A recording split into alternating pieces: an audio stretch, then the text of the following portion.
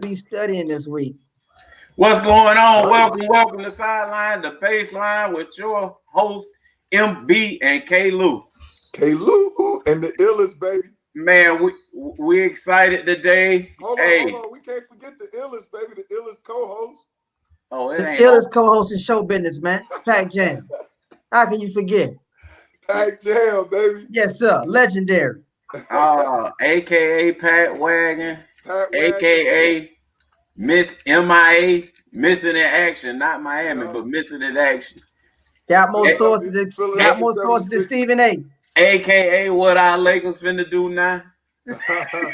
Where you coming from, Pac Jam? Pat Wagon, you was in LA, man, with LeBron. Listen, I know, man. I'm coming from down under.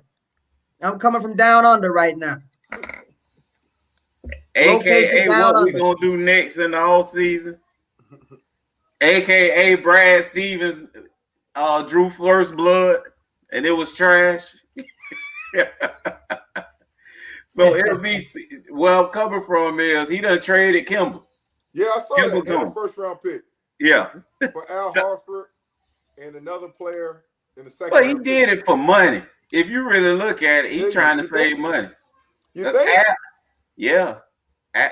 Al owed $20 million less than they would owe Kimber.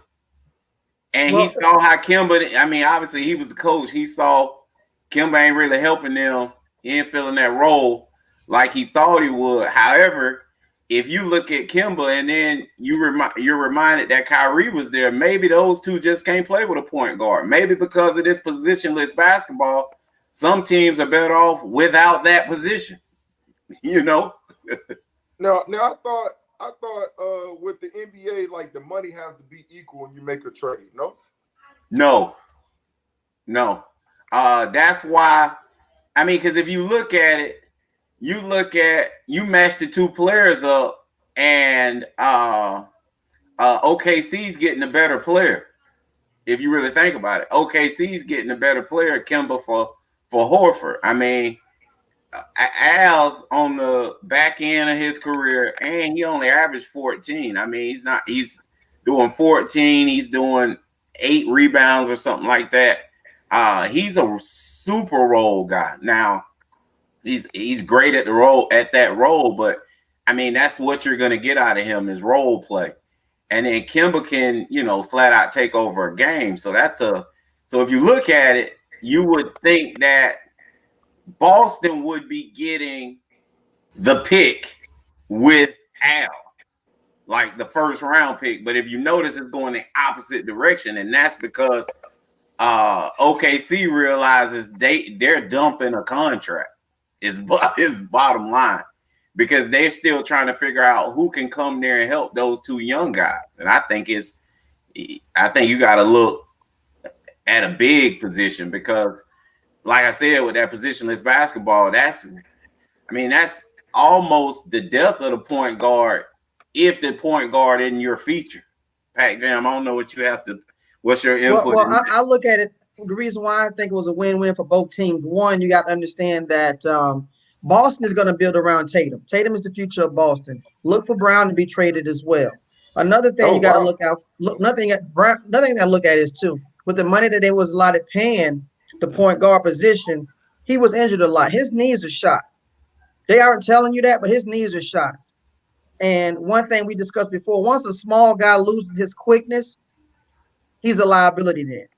And if you look at this the way the season went, Kemba Walker, when those knees went early in the season, he didn't have that burst anymore.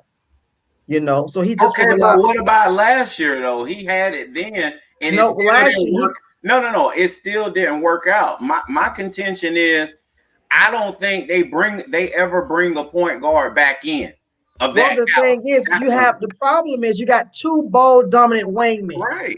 So that's what I'm saying. Even keeping both of those guys don't work. And that's why I believe Boston. That's why I see Boston with the injury of Brown and the ceiling of Jason Tatum at 6'10" and Brown only being 6'6". I see them going forward because Jason Tatum showed them a lot more upside than Brown has. And that's why I see them trading Brown as well to build and focus around Jason Tatum as being the future of that franchise. And they're going to get guys that's going to fit his skill set.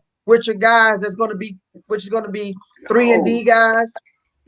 You don't, Pat, you never do that. Like, basically what you saying is, let's trade what we already got, doing it at a very high level to try to find it again. Like, nobody's doing that. Because I'm going to tell you, keep him, and they're I can even go a little deeper with it. Wait. They're going to try to put a third piece in to help them. They're saying Kemba failed.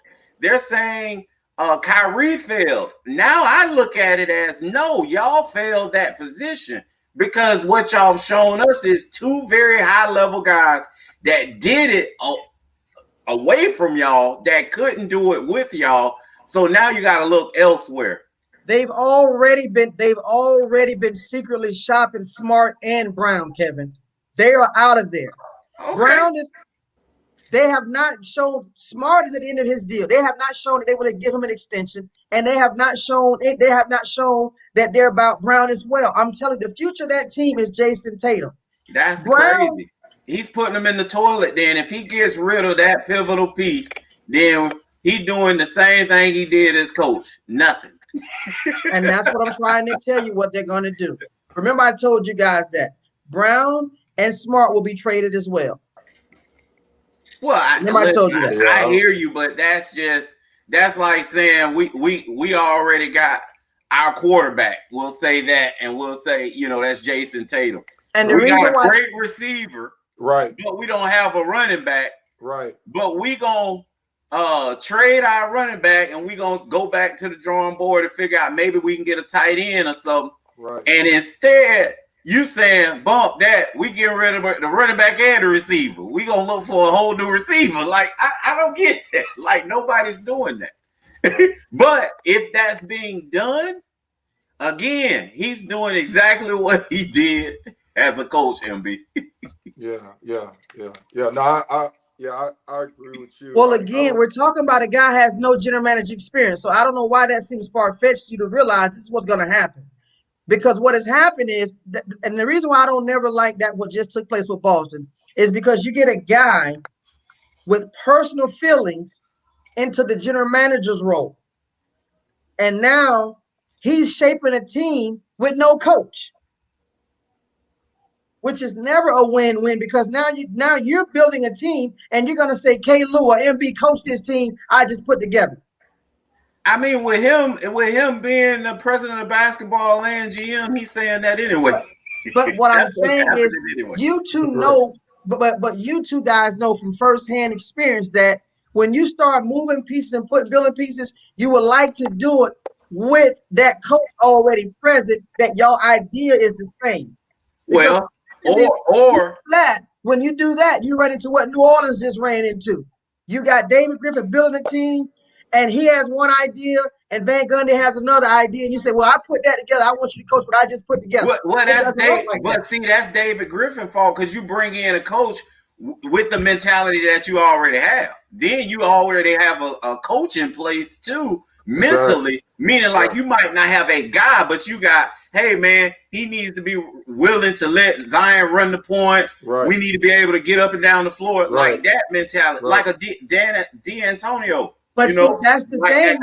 But that's the thing you and MB noticing though with Boston is you hiring a guy with zero front office experience at all, and you giving him total control with the cap and player personnel. He's never done either one. This is unprecedented because they say they didn't, because he told them he was gonna. The story broke, and he said he was gonna resign because he was burnt out on coaching. And the owner was in love with Brad Stevenson and didn't want to see him get away. So they said, we're going to relieve Danny and give him total control. Really? Well, I'm just saying, I hope you're wrong, because in that case, like, that just be a debacle. It's going to be it's going to be a debacle. Yeah. One of the reasons they went and got Horford is because, like Wojo reported today, Brad Stevens loves Horford. He likes him. He loves his personality. He says he's great for the Boston area. So you see what's going on? Well, I love him personally, but I think he's good for the Boston area. I wouldn't disagree with any of that. So my thing is, when we're building a team, we can't build a team. And this is one other thing. We're building a team because a player is great for the Boston area. I mean, that's one aspect. You named two or three things before you said that, though. So yes, Right. that helps. Basically, he's saying yes, that also helps. Right. But we know Al Horford was done before he left Boston. He was a shell of himself. Again, but you're not bringing him back. You're not bringing him back as Al Horford, though. You know what I'm saying? You're not bringing him back as a feature guy or anything. Well, you're not bringing him back to save the program over there, the organization. So he's going to be a starter because Tristan Thompson was a free agent, so he's going to be a starter. No, remember, again, that doesn't mean you the guy. Like, he'll be a piece. Like you said, if he's a shell of himself, then he'll start, but he's not. But see, this is what happened when we're not telling the truth. Boston missed their window because the window for them to go. We remember when it was. It was 2 years ago, 3 years ago. The problem is you missed that window, and now that window can't be recaptured. So basically, what you're doing, but not saying it, is we're starting over, but we're going to use the phrase we're building around Tatum. But you're starting over. Is what you're doing. That's actually an awesome comment, Pac Jam, and it's almost like you taking the thoughts out of my head, but not even in that situation. But I think as we move along through the show, we're gonna discuss another window that's actually closing, and I'm on that same wavelength when we'll get to discussing that. So the Bucks and the Nets, man, the Bucks come back and tie this thing up. Excuse me.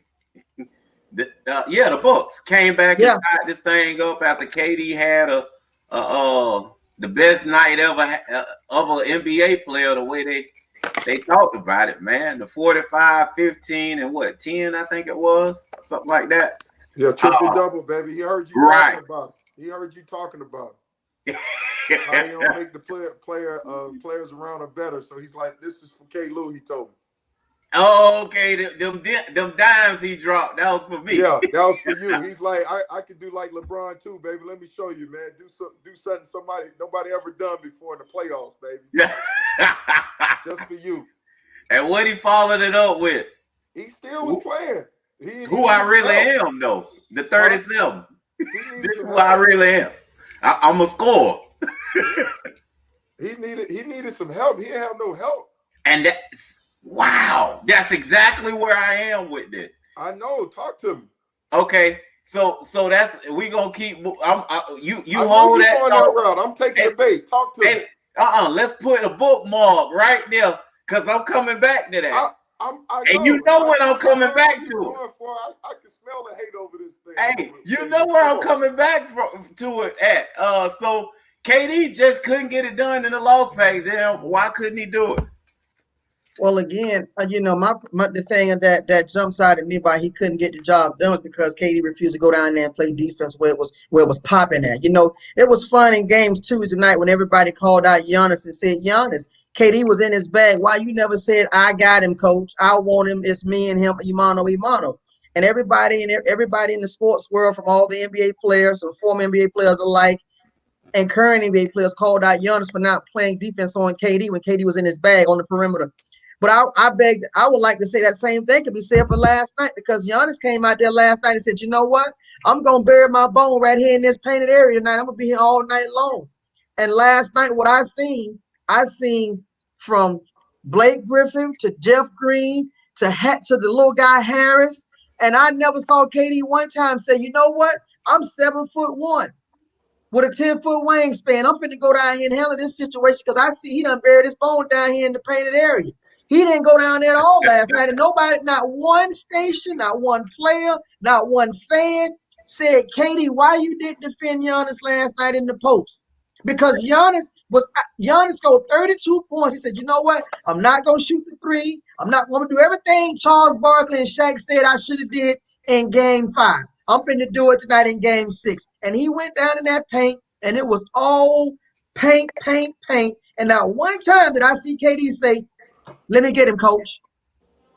I seen a guy 6'5" on 7-foot Giannis last night for a quarter and a half, and I seen KD standing out there defending Tucker in the corner. He was in the corner. And Tucker over at the 3-point line, and you got a 6'5" guy down there, and Giannis got elbows in his throat.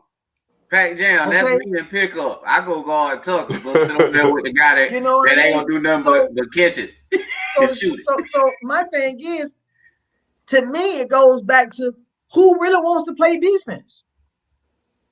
You know what I'm saying? Against Giannis, because if they stick that same game plan, this series is over. Well, you know that's what Milwaukee's gonna do. I think we talked about this, and this was everyone's concern when this team was assembled. Who's gonna sacrifice on defense? I said I had no second thoughts about James Harden playing third fiddle to 1 and 2. KD and Kyrie, I told y'all he would not have a problem with that. He would go right in the OKC point guard mode. Y'all saw that happen. Of course, he got injured. He's still trying to fight through that. But my second comment was, will KD sacrifice on defense? That was my other thing, MB, if you remember. I pointed that out. And listen, he has to guard Giannis. He has to. But no matter what, everybody's going to give him a pass and say exactly what MB said. Who is going to help him? So, MB, I'm pulling that bookmark out now, opening back that page. Why don't you and everybody else continue to move the finish line for some and not for others? What does that mean? You said, I mentioned, we just talked about what KD didn't do. You said give him some help.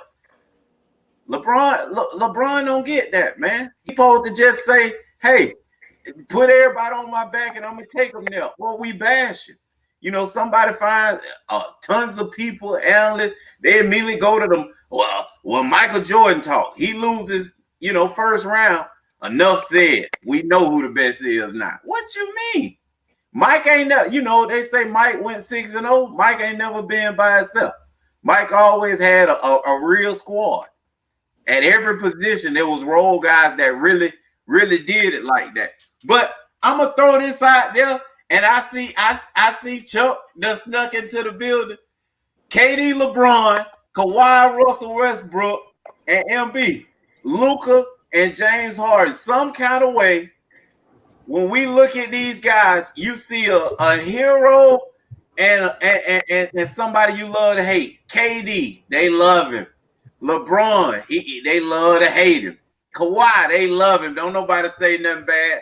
Russell Westbrook, average two-year back-to-back triple-double, and they saying he's selfish in getting a triple-double.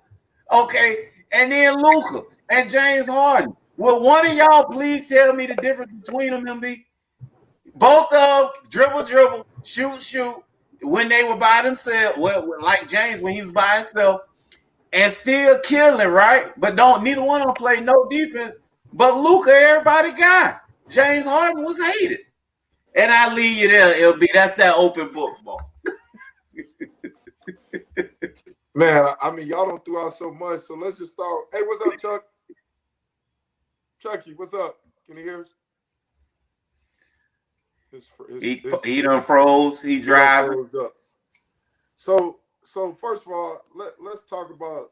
I guess we moving the finish line. Explain that to me about with KD. What are you saying? Okay, just like you immediately went to why he couldn't win, but you didn't say that when we lost when AD came out there like Willis Reed.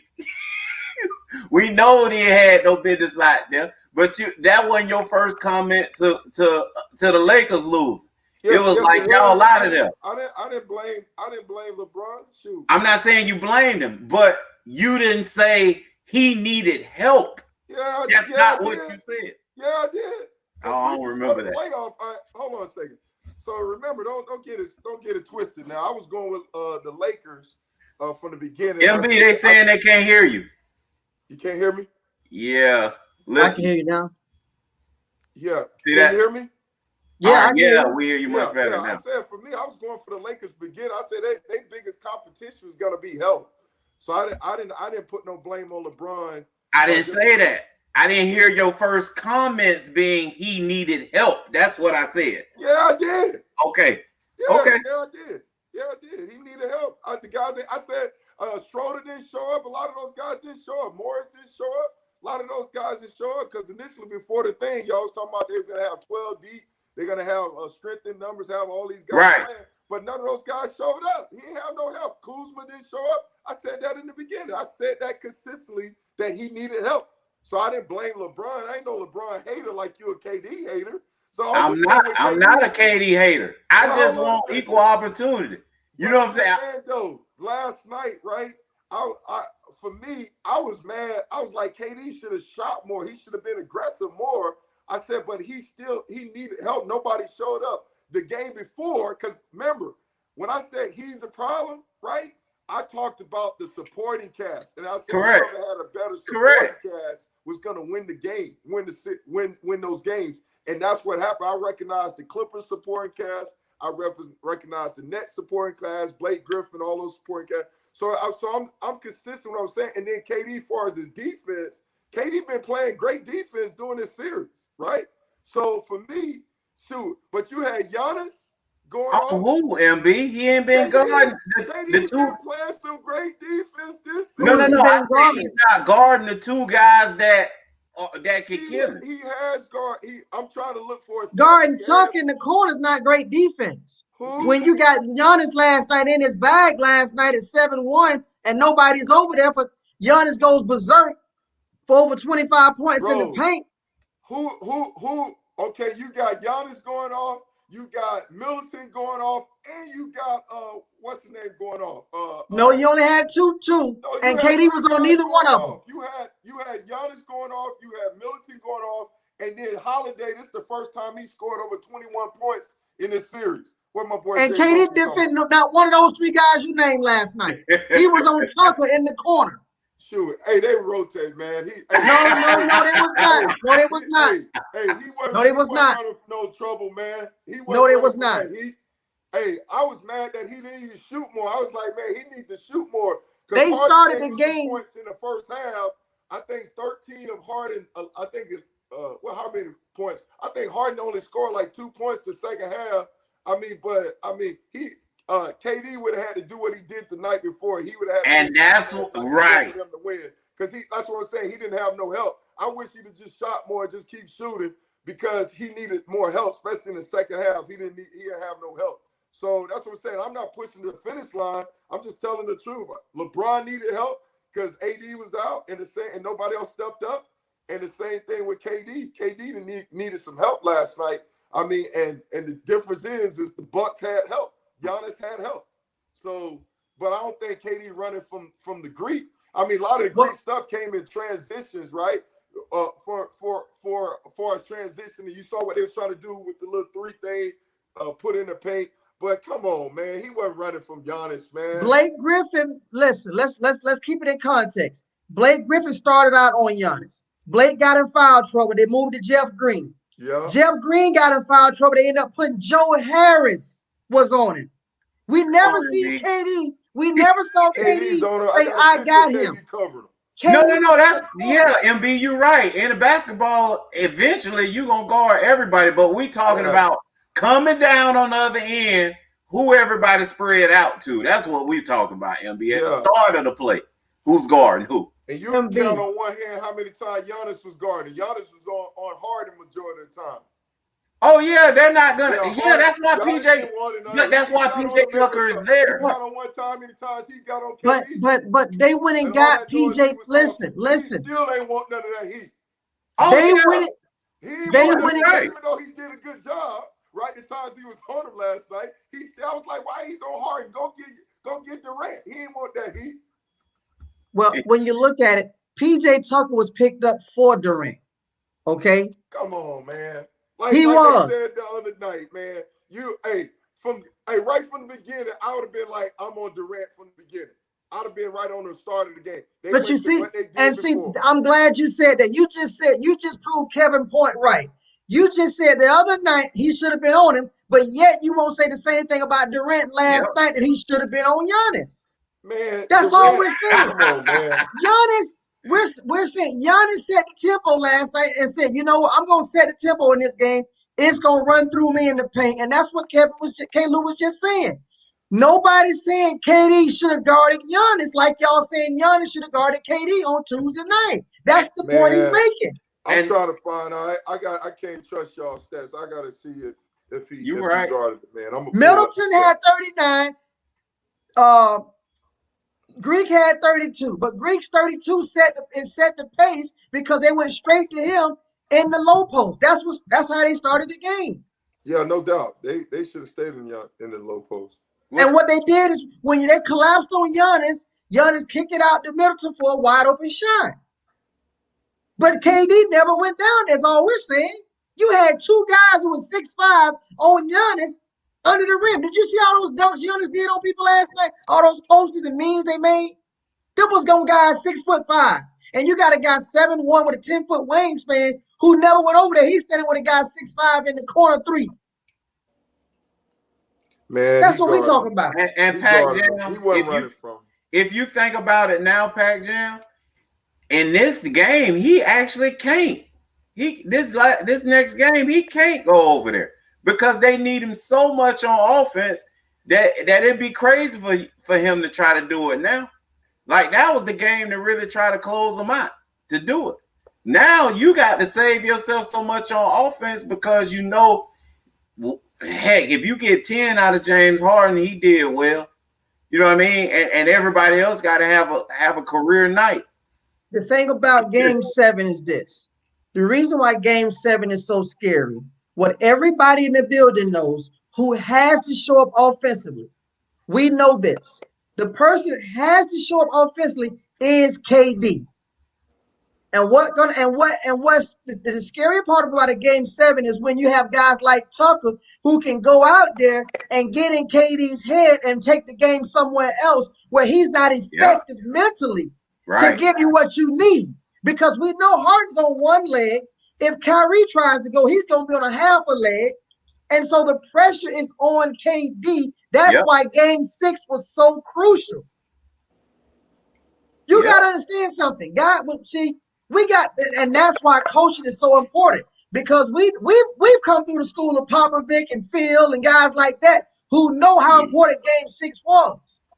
Yep. And I felt honestly last night that Game 6 with Brooklyn was coached like we're resting on our lawns. We going back to the house. The house ain't guaranteed.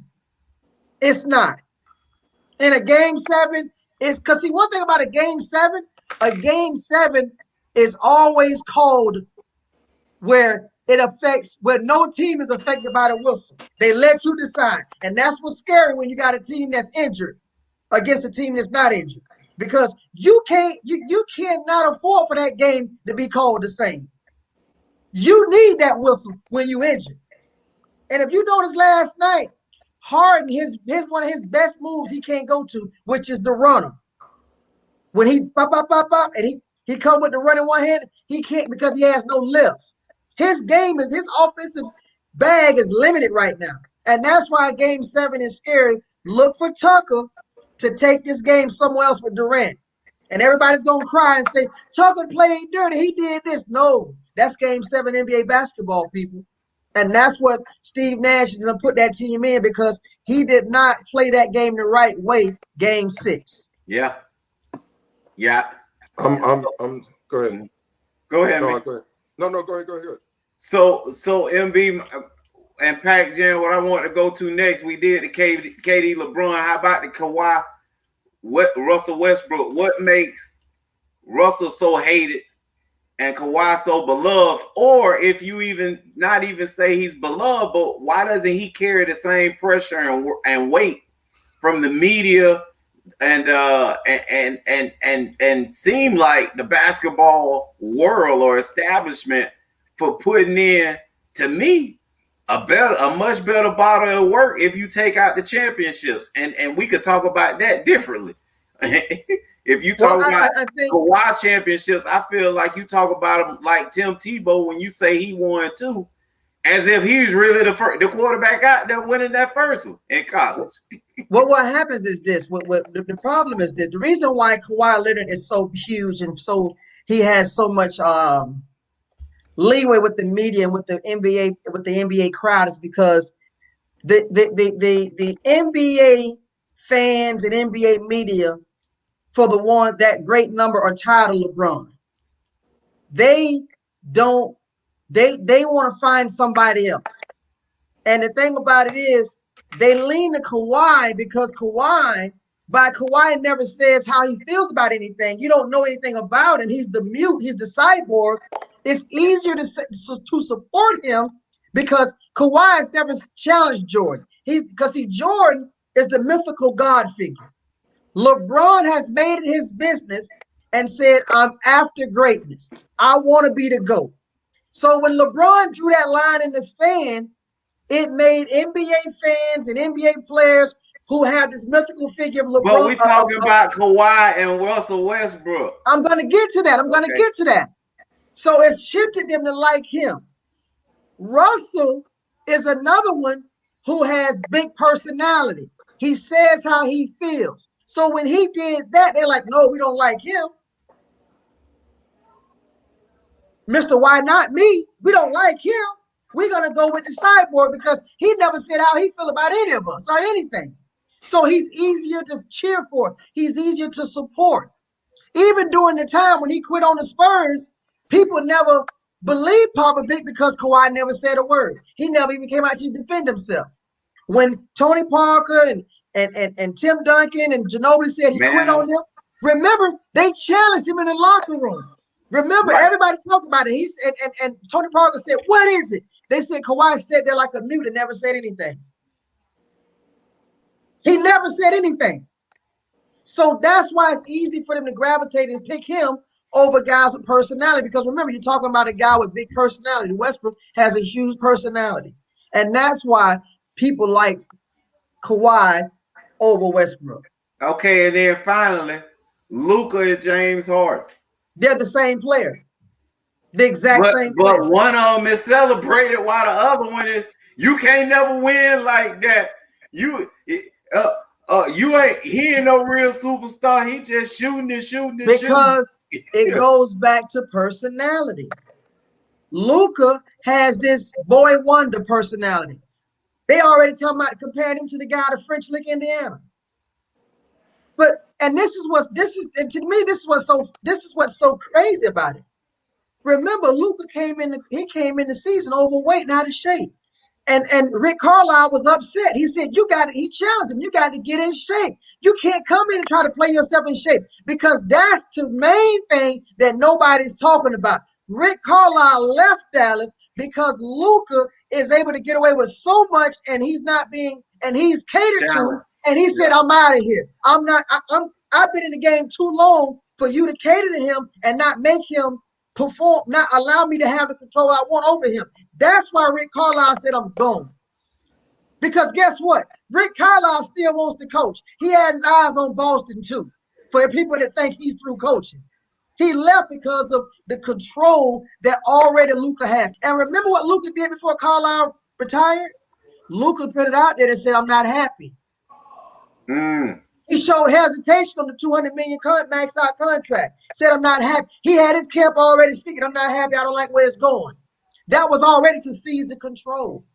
Rick Carlisle saw it on the wall. That's why he left. You see? Wake up now. You did all that. You educated us on it. But why they hate James so much? James has big personality. James is James. James not going to allow you to tell him. James not going to allow you to dictate him. You know, James got big personality. And that's the thing about the NBA world, the whole professional world. We want personality. We want to know these guys, but the minute they give us personality is the minute you begin to hate them. Well, look here, the Hawks and 76ers, man. I think, man, here we go again. ATL, shouted. Ice tray, ATL, shouted. Here we go again with Doc. I thought this wasn't even going to be a series. I thought at best 4-2. Listen. Now it look like it's going to be 4-2 the wrong way. Can I get my flowers, MB? Can I get my flowers, MB and K-Lou? Because I said on this show, I went on a rant earlier this year about Doc Rivers is not an elite coach, and everybody came after me on this show in the comments saying Pac Jam only talking about Pac Jam talking crazy. And once again, we see Doc with the best record in the NBA. Hands down, all defensive players, everything you want, and another collapse. All right, wait, that's not elite. Pac Jam. But see, not elite. You kill us every time because unless you Nuke Rodney, unless you Nick Saban, unless you John Madden, you know what I'm saying? Unless you Phil Jackson, you ain't elite. And I'm just like, you got to calm down with that word because word got to be more than two people. You know what I'm saying? Like, you know what? You can't cut the list off and Phil and Pat Riley and then the list over. Listen, I keep telling you and MB, I look at that love elite like I look at the word love. It's a lot of things, it's a lot of things you like, very few things you love. Stop throwing that word around so loosely. That's a powerful word. That word elite is right there with love. And we keep throwing that word around in these coaches like these guys are elite and these guys ain't elite. It's that's a powerful word. And that's why Popovich and Phil Jackson are only guys deserve that type of word elite. Doc Rivers does not deserve the word elite behind his name. Oh man, please. I mean, you got to get some kind of celebration for being. Doc Rivers had a guy there the other night. My nephew Asher could have made one free throw. This guy could not make not one free throw, and Doc kept him in the game. Doc, what are you doing? Take him out. That's his superstar. The other word, that's the word that y'all throw out there. The strategy was hack a Ben. You was winning. They got back in the game, putting Ben on the line. Take him out. That's his other young superstar. What did Phil Jackson do when they went to Hack a Shack, MB? Take him out. Get him out of there. And Dennis Rodman is really the first time that happened, but everybody named it after Shaq. No, MB, if you watch a generational talent like Shaq get took out of the game, why Doc never took Ben out the game the other night? Please tell me. No, he took him out. Hey, Pac Jam. He put him back out there. Huh?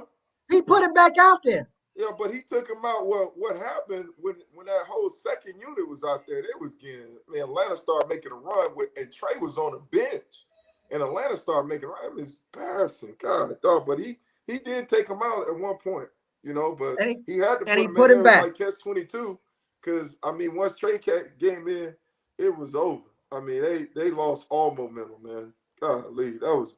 Well, can we stop saying Ben Simmons is a lockdown defender because Trey is walking by him? He ain't stopped Trey yet. So all is about he got to be on the floor. Trey hit 39, 35. He ain't stopping Trey. Bro, Trey going right around him. Bro, it's first of all, I agree. It's not just one person that's going to stop him, right? It's been definitely been taking the lead, but they've been blitzing. They've been putting multiple guys on and trying to make a decision early. So you look at after the first game, the second and third game, he was on a milk cart. He wasn't dominant like he did before. They did a good job, and he just exploded this last game and got a whole lot of points, especially in the second half. Because that first half of this game, he was quiet. That second half, he got on track and started getting it going. So a guy, Trey, generational talent. The best you can contain him. You can't stop him, But they did a good job, except for this last game. The first game and this last game, that joker got off. He got on fire. LB, I agree with Freddie B right there on the screen. It was lemon pepper Lou, baby. Yeah, lemon pepper Lou chain. Yeah, he got on track. He right there in the ATL getting it done. I got a question for Kevin. I got a question for K-Lou. K-Lou, what is this that they're telling me? Well, Capella told the media, right? Told the reporter, look right in this camera and said, listen, we all talk about how Embiid, we let him play very hard in the first half because he's going to burn himself out. He has no fatigue. He has no energy for the second half of no game. What is that not an indictment on you when people are bragging about you only got one half in you? Hey, this is a situation, MB, and I know you look at it, and when you go into games and stuff like that for youth, and the first thing you say, how are they tied? Like, you know what I'm saying? Like, your first job as an athlete is to get in shape. Forget all the rest of that stuff. I don't care about being fast, strong, all that. LB. Get your behind in some shape so we can actually utilize your talent at the end of the game when we really need it. So I'm with you. If that's who you are, to me, you're not a professional, man. You ain't even no player, because we don't want a Pop Warner team with the team out of shape. We don't want an AU team with the team out of shape. You know what I'm saying? Out of all the years you played in the league, K-Lou and MB, has a coach ever told you, looked at you before the game and said, MB, I don't need you to give it all. Conserve your energy. Don't give it all to me in the first half. That's what the assistants was telling MB the other night. Don't give it all in the first half. Where is this at? In what league? Well, what about hold on a second. I don't want to kill the dude, but right. I mean, he's got a torn meniscus, right? So now, if you saying this is MO before the injury, because I heard Jalen Rose, he brought it up yesterday. How he's saying how he was like Embiid was like Larry Bird, laying on the ground looking in the air. I mean, trying to catch his wind and stuff. Now, to me, with the torn meniscus, if that's still going on, is it the meniscus that's the issue, or has it always been this? Right, you know, if he hurt, I agree with you. He hurt. MB, it's fatigue. So NBA players are saying NBA players are on record saying that Embiid has no energy for a second half of a basketball game. This is what everybody's saying. So this is what everybody's saying. This is regardless of the injury or not. If you look at his stats. The second half of a game, he's settling for a shot because he has nothing in him to even go down in the post. He just That's shoots. Crazy. This is what everybody's saying. Capella went on record last night and said, we just let him play himself out in the first half because we know he's not going to have none for the second half. To the point that they telling him, the coaching staff said, to conserve your energy. And I'm asking you guys, has a coach ever asked you, hey, I know we got Dallas Cowboys and we need to win this division, so linebackers, I don't need y'all to give it all to me in the first half. I've never heard of that. I've never heard of that. That would have brought in the huddle. Hey, that's called a minus on a play. Yeah, loaf. That's called that's a loaf. Well, to me though, if that's the case, if you're saying he had this issue before the injury, that conditioning was an issue, then I mean obviously he's got to self-responsibility to get that done. And then also from a coach standpoint, you gotta manage his minutes more. You gotta low manage then. You gotta so now that explains why, because a lot of times I was like, why he's not back in, you know? Because that second group wasn't doing nothing. And Atlanta started making a run on that second group. So did you see his mouth when the TNT put the camera on him? Yeah. Like that's I said, I was giving the benefit of doubt because of the injury. Because, I mean, for me, just the fact he even playing with a meniscus tear, and I heard it's a lateral, you know, that's a big deal. So I was getting the benefit of the doubt because of the injury, you know. So I was like, okay, you know, so. But you're saying this is his MO before the injury. MB. Dan Rose said it. Capella said it. Ice Tray said it. They got Wojo reported where coaches told him in the game the other night to conserve yourself. Why are you telling the player to conserve himself? I've never heard of that. Yeah. One thing K-Lou told me about, K-Lou said he started training some AAU kids. He said he never seen so many kids. How y'all ain't in shape when you play basketball? I don't get it. Yeah, you're right. That basketball ain't some serious condition. Like, again, it'll be what is your job first? Like, they so worried about being able to do a layup and a step back jumper. If you ain't got no legs, you can't do none of that. No doubt. So, no doubt. I don't understand it. Today's crew get in shape while playing basketball. We got in shape first, then played basketball. Right. They just confused a little bit. That's all. Right. I'll say that. But being a professional, man, like skill position wise, MB will tell you, we never was out of shape. If we showed up to participate, we was in shape. No doubt. No matter like we ready to go. Now the O line, D line, they utilize situations to get in shape now. So I guess in that vein, then MB, he would be considered an O lineman or a D lineman. We used to see that every year during training camp. So jokers show up. Man, those old linemen, if you remember, it takes a whole season sometimes for those big boys to get in shape. Right. You know? But if y'all remember, that has been the calling card on MB since he's been in the league about him getting in condition and being in better shape. Because that's what Shaq told him about. Shaq told him, "You too young to not be in better shape than what you are." You know what I'm saying? They talked about that how even Barkley was laughing about the fact that how he's so young and he's out of shape like this. Right. Yeah. Well, and the pace, I guess, that and the pace of the ball game has changed so much. When you talk about Chuck and all them, and I hate to say this because I believe they would have transitioned, they would have changed their game to fit the running gun style. Because some teams like the Lakers, Kareem was at the end of his career running the floor. Right. You know what I mean? Like he 22, 20 years in or whatever, running the floor. Showtime.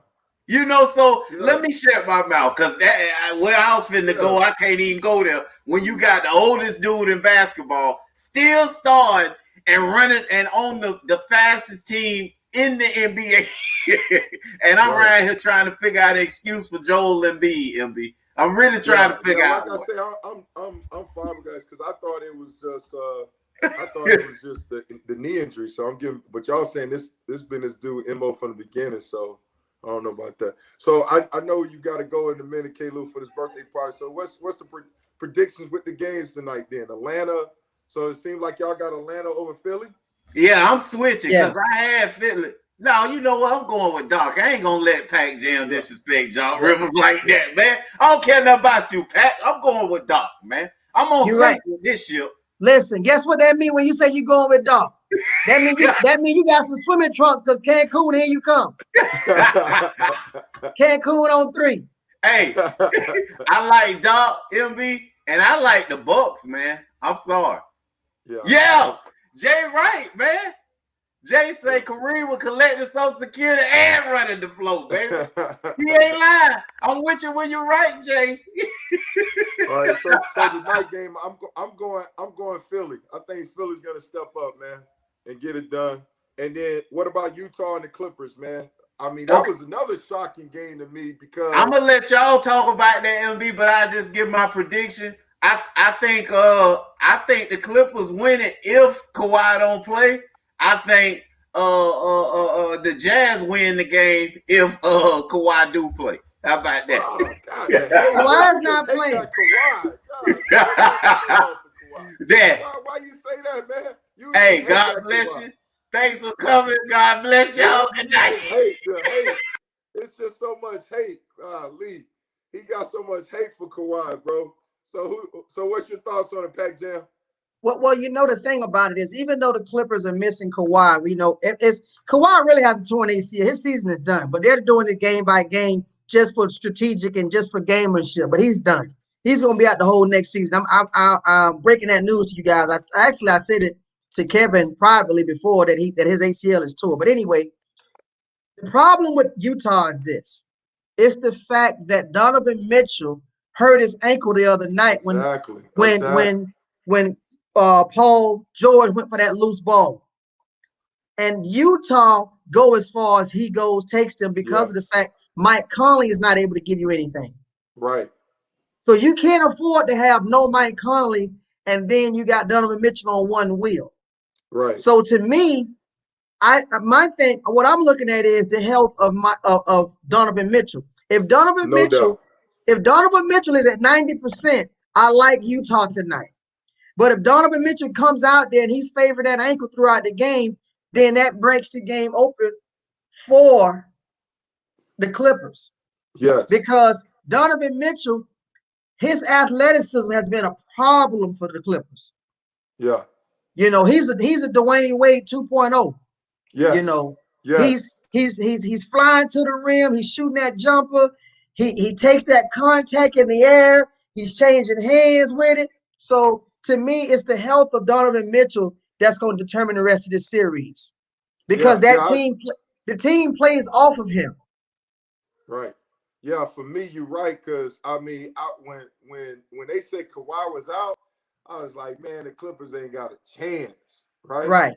But then, like you said, the chance was Donovan Mitchell.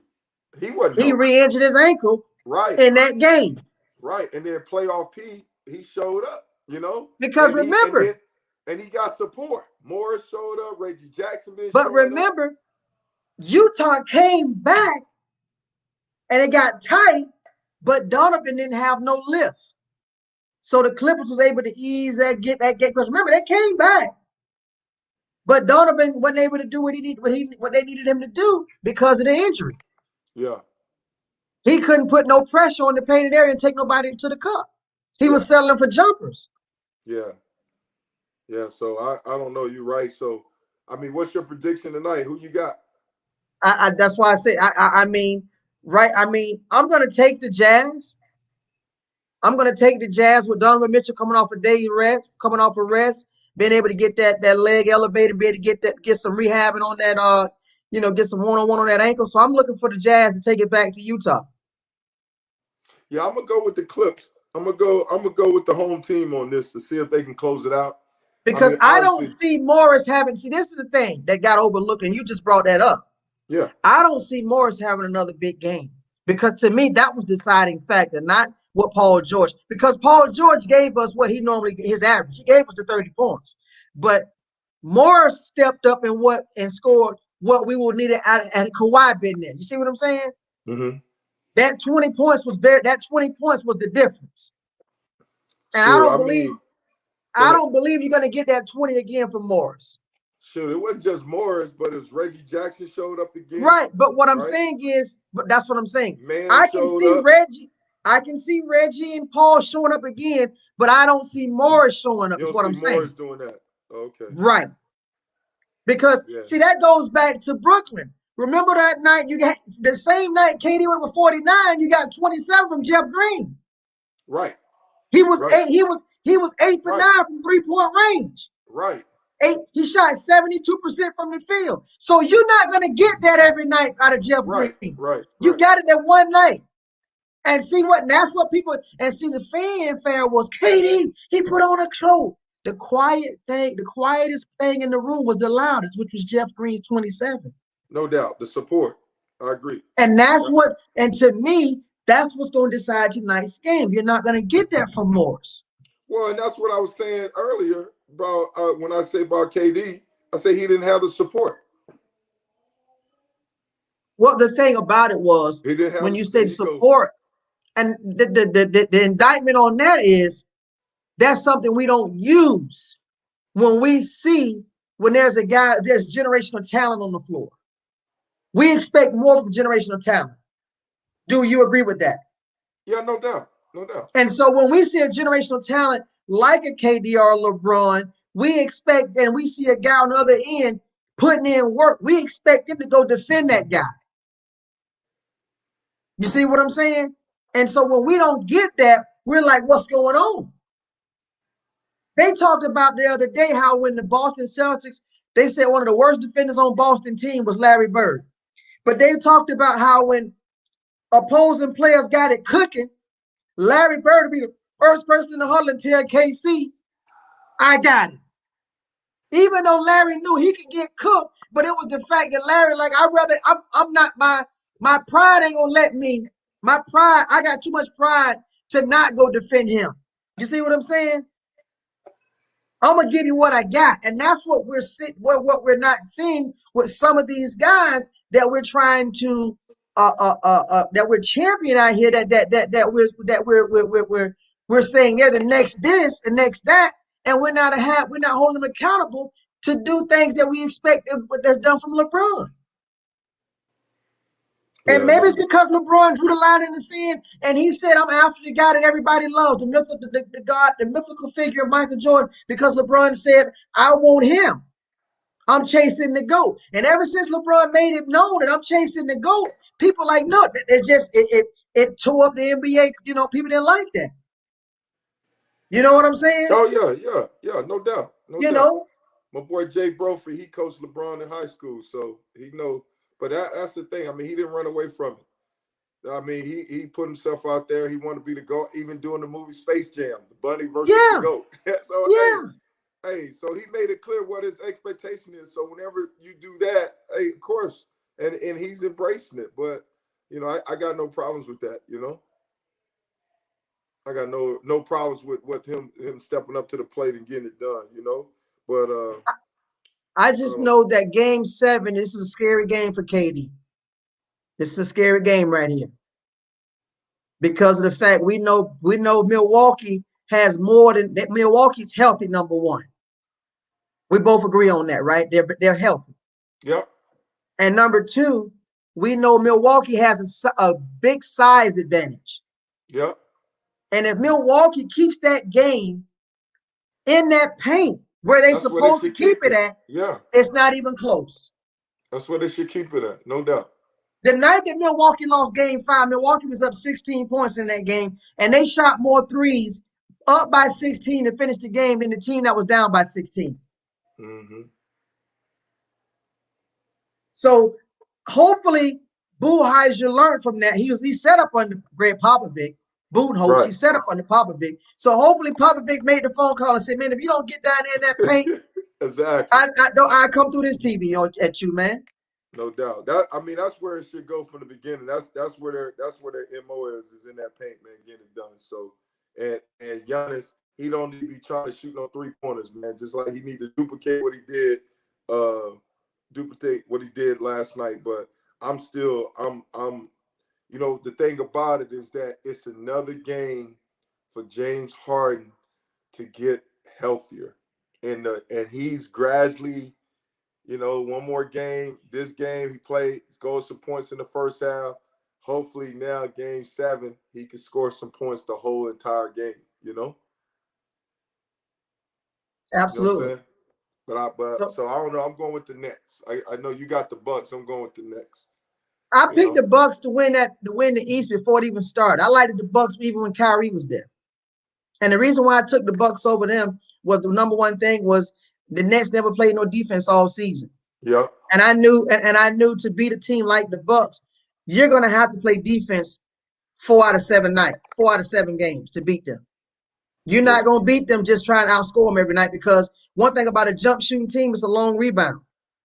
But for me though, the Bucks defensively, they ain't doing. I mean, they ain't changing no strategy. I mean, KD, they still ain't stopped KD. They ain't doing nothing to stop him. They still doing the same game plan they did before. They're not making no adjustments to take. I mean, if he's the only guy, James Harden especially, I mean, they're not doing nothing coaching wise. But the thing is, from a by the Bucks standpoint, KD with the Bucks being so. But this is the thing, with the Bucks being so big, it causes you to move with caution. No, bro. You just listen. Remember last night with them 7-footers in there, it make you think. Bro, listen. The same small dudes are on Kevin Durant, right? Tucker and Holiday. The same dudes, and then once in a while Milton come on, and then once in a while Lopez will come on, try to do something. He can't do nothing. Then once in a while, like I said, on one hand, Giannis to try to get to him. But the main two guys on Kevin Durant has been Tucker and Holiday. But what I'm saying is Brooklyn offensive style makes the Bucks look like they're playing defense, because Brooklyn's a jump shooting team. They're not putting any pressure on the defensive end. They're settling for the jumper. So when that jumper's not falling and they have a low field goal percentage, it shows. It looks as if the Bucks would have some clamp down defense, because you're living and dying with the jumpers. You see what I'm saying? You're not putting the ball on the floor to make them play defense. The easiest defense to play is on the guy shooting the jumper. But I'm talking about the defense on. I understand what you're saying. I'm talking about the defense on Kevin Durant. I mean, to me, they make no adjustments. Right, but Durant is still easy to defend because he's a jump shooter. He's not forcing them. He's not putting it on the floor, going attacking the basket. Man, he's doing what Durant is still doing what he wants. He is attacking the basket sometimes. He's doing what he wants with the jumper. Huh? He's doing what he wants with outside shooting. He's not doing what he wants would be when you see LeBron put it on the floor and go to that rack against Giannis, putting him in foul trouble, getting him out. Durant is taking 2 dribbles, pull it up, fading away. That's what he's doing. Man, he mixing that thing up because I saw him went to the hole one time. He did like a little left. Right. You saw him go to the hole a couple times, but not enough to put pressure on the defense. Okay, so let's recap so we get it here. So the Bucks versus the Nets, you got the Bucks, right? Got the Bucks, man. It's 7. Okay, the Jazz versus the Clips, you got the Jazz. Jazz going back to Utah. Okay, and then to win the series, who you got? I got ATL tonight, shawty. Ice Tray. It's cold. You got Ice Tray with the ATL versus the 6. All right, well, you heard it from Pat Wagon. All right, man, Pat Wagon, I appreciate you, man. Appreciate yes, sir. I love it, man. It's so good to see you, baby. Good to see you as well. Enjoy your weekend, man. All right, you too, man. Take care now. All right. All right, have a good one. Hey, thank you guys for watching us today from Sideline to Bayside. Jay, boy, we appreciate the love, man. You all on it, boy. You're on fire. You're on fire. You know, you're on fire. All right. Hey, have a good day, man. George, you guys, man. Double A, we appreciate you, man. Got to get you back on the show. Y'all have a great day, man. God bless you. Peace.